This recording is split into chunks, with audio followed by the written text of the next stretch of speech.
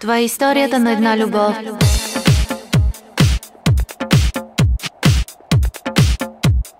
Това е историята на една любов.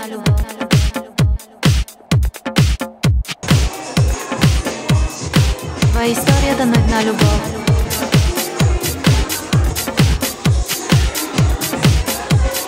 Това е историята на една любов.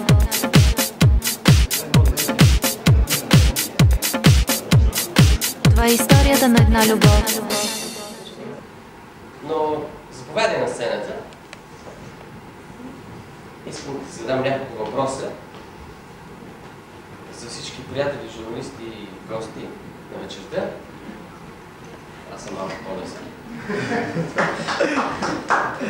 Първо, преди да кажа каквото и да било, Дейвид, искам да благодаря на абсолютно всички, които уважиха нашата партия и които дойдоха на тази специална вечер. Разбира се, бихме искахме да направим един много пищен бутон, но за съжаление все още, да кажем, организацията малко се оказа не такава, каквато предполагахме. Но това няма значение, предполагам, че ще прекарате добре, защото смятам, че обстановката е много приятна. Истината е, че тя пише в Италия, издава в България и в Италия. Просто тя дойде много преди няколко дни и след няколко дни си заминава, така че наистина всичко стана много внезапно. Какво те накара, може би ще бъде любопитно, какво те накара да напишеш точно книга за хороскопи? По принцип книгата не е точно хороскоп, защото фактически една смесица от забавна психология и астрология. Целта на тази книга беше да се съчетае забавната психология с астрология по един много приятен начин, в смисъл поднесена с много ирония и с, да кажем, едно при всички случаи леко четиво, което да бъде, моето предизвикателство беше съчетанието на хумора и, да кажем, на астрологията, на зодиакалните знаци, психологически поднесен, за да направи един микс от едно четиво, което, да кажем, до сега не е било издавано. Добре. Да. Добре. Значи, истината е, че всъщност тя не е астролог, тя е човек, който смята, че може да познае хората, човек, който е любопитен и може би ти трябва да кажеш две-три думи. Фактически това, което искаше да каже Дейвид, че един човек не е задължително да бъде астролог, за да може да напише една книга, в която има зодиакални знаци и преди всичко да ги разгледа в един психологически аспект. Защото целта на тази книга, освен да кажем едно шеговито, иронично поднасяне на истината за секса, в смисъл, че всеки един зодиакален знак е представен дори и със своите сексуални предпочитания, е, че един психологически разраз на всяка една на душевните нагласи, на всеки един от нас, да кажем през призмата на неговия зодиакален знак. Целта на тази книга беше да бъде нещо по-интересно, в смисъл една смесица, да не бъде чиста психология или чиста астрология. И предполагам, че на мнозина ще хареса, защото е наистина едно много леко четиво, което с удоволствие може да бъде прочетено в трамвая, в рейса, в банята или както предпочита, предполагам, всеки от вас.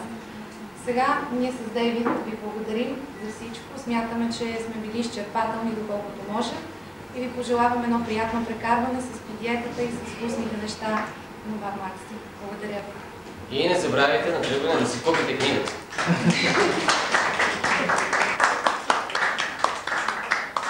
Това е историята на една любов.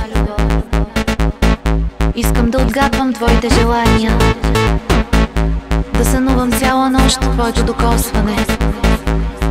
Искам да те притежавам, имам нужда от страстта ти. Нека бъда твоят забранен рай, нека бъда твоят сън, дори да съм илюзия. Искам да знам в колко лица ти виждаш само мен, ти търсиш само мен.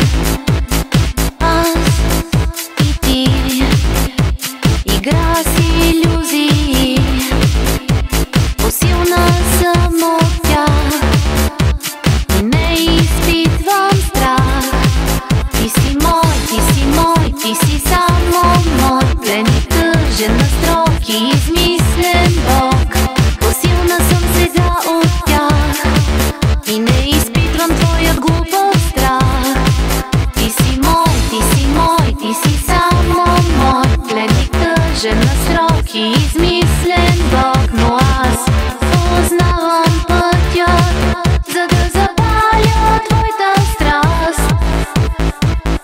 историята на една любов.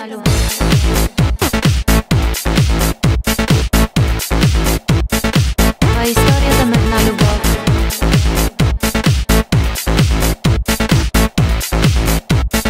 Това е историята на една любов.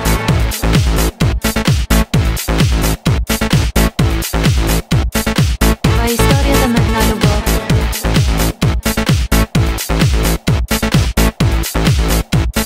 Това е историята на една любов. Ти си мой, ти си мой, ти си само мой. Пленник, тъжен, настрог и измислен Бог. Посилна съм сега от тях и не изпитвам твоят глупав страх. Ти си мой, ти си мой, ти си само мой. Пленник, тъжен, настрог и измислен Бог. Но аз познавам пътя, за да запаля твоята страст. Ти си мой, ти си мой, ти си само мой. Пленник, тъжен, настрог и измислен Бог. Посилна съм сега от тях и не изпитвам твоят глупав страх. Това е историята на една любов.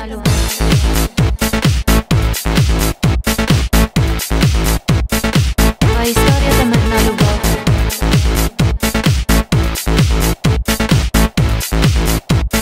Това е историята на една любов.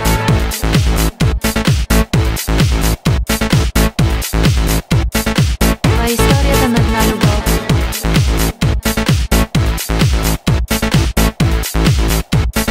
Това е историята на една любов.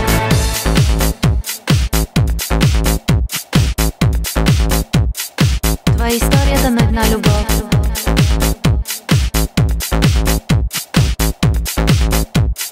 Това е историята на една любов.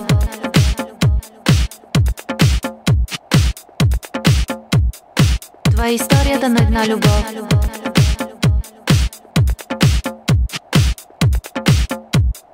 Това е историята на една любов.